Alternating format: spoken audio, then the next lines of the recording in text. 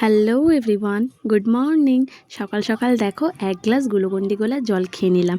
এই কদিন যা হারে গরম পড়ছে, সকাল সকাল একদম ফুল এনার্জি। তারপরে ব্রেকফাস্টে খেয়েছিলাম একটা ডিমের পোচ আর পাউরুটি।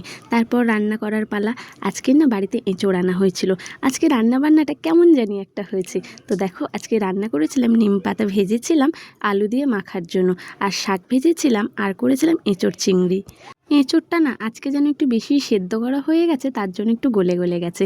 তারপর চান ফান করে পুজো টুজো দিয়ে চললাম একটু বাবার দোকানে, কাজ ছিল।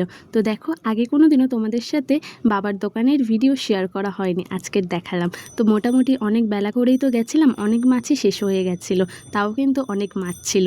নিচে জ্যান্ত মাছ, ওপরে যে কত রকমের মাছ, আর আমি এত রকমের মাছের নামও জানি না, যেটা সত্যি কথা। আর আমি জ্যান্ত মাছ দেখলে আমি প্রচণ্ড রকমের ভয় পাই, কেন জানি না। অনেকে বলে তুই মাছওয়ালার মেয়ে হয়েও তুই মাছে ভয় পাস।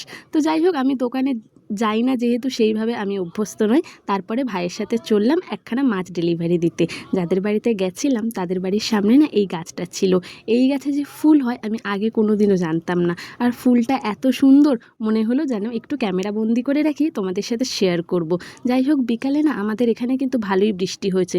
বৃষ্টির ওয়েদারে একটু গরম গরম ম্যাগি খেয়ে নিলাম। তারপরে বিছানার বেডশিটটা একটু চেঞ্জ করে দিয়েছিলাম। আর রাত্রিবেলা রান্না করেছিলাম মুরগির ছাঁট। আর আমার জন্য তো 2 পিস মাংস আনবি, কারণ আমি এত ছাঁটে ভক্ত না। তো যাই হোক, আজকে এখানেই শেষ করলাম। কাল আবার দেখা হবে, টাটা।